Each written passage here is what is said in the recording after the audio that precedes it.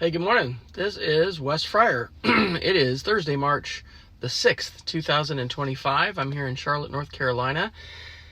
This is a Wisdom with Wes update. I've been doing these for a while, and my wisdom is that we need to resist and heal. There's a book that I've read called Big Magic, and I don't remember the author, but the idea is that, the universe sometimes speaks to you and gives you ideas. Not in a schizophrenic, I have voices in my head way, but in a spiritual way. That Big Magic says, this is with authors. My wife Shelley loves Diana Gabaldon, and those books are really long and very intricate. And one of the things that Shelley has loved in the past doing is listening to podcasts with Diana Gabaldon talking about her characters, because they emerge. She has ideas about them, but they literally sort of have lives of their own, or just they emerge as she writes them, and it's almost like she's discovering them. It's kind of a weird thing. But anyway, this idea of Big Magic. And I almost got the name of the author. I should have got that before I started. But anyway, there was another, and I guess I could put links to these on this video so you can follow. But we had a speaker at our church at a workshop recently, and it was, she was talking about housing projects here in Charlotte, North Carolina. But her idea was that, sometimes there are, I think she called it God whispers, and ways that God whispers to you. So I don't know if this fits in that category, but I kind of think it does. God has been working on me on a lot of different things for a lot of time. And today, for whatever reason, during my morning meditation, these two ideas came together: resist and heal. Because last year I started a project called Heal Our Culture. I want to be a culture healer and not a culture warrior.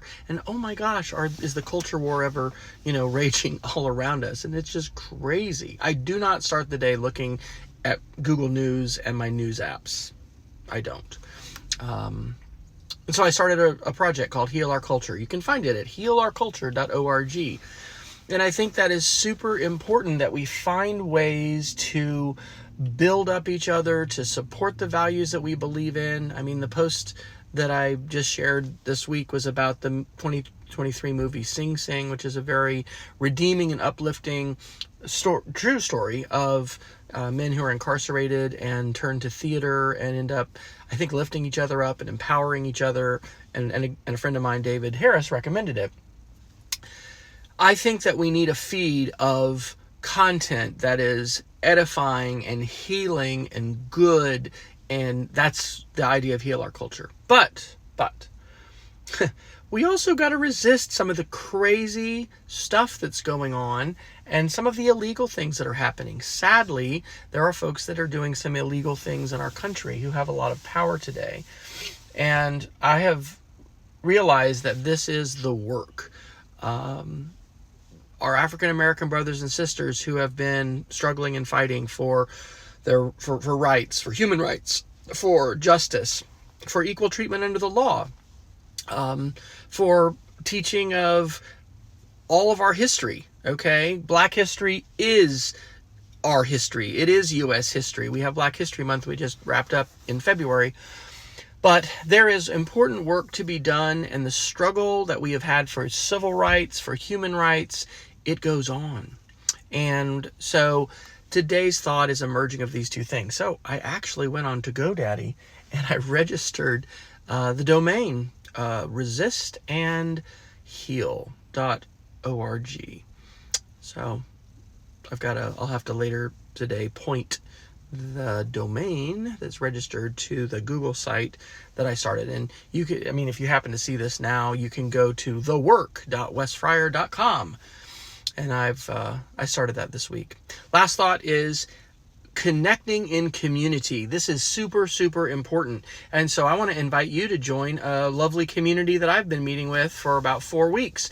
And it's called Thrive 2025 or Thrive EDU.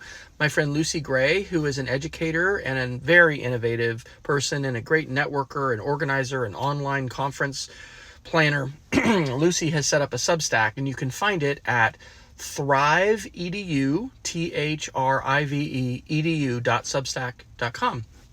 We meet on Zoom, and you can register for the Zoom, and you can join us. And I think tonight, one of her neighbors is going to talk about, I think, some of the ways that they're resisting. And what are we resisting? Well, one of the phrases I think that describes what we're resisting is techno-fascism. It's also been called the Nerd Reich. There is a journalist and former political assistant, or just political he's not a lobbyist. He's I don't know. He's somebody who's supported different political candidates and elected officials. So he's worked in government, and I think his name is Gil. Anyway, his Substack is called Nerd Reich, and the tech bros of Silicon Valley, unfortunately, have kind of seized control of the reins of power here in the United States.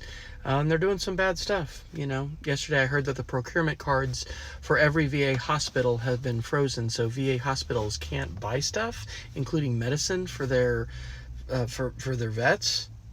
And the suicide hotline's no longer funded, so apparently the suicide hotline is offline for the Veterans Administration nationwide in the United States.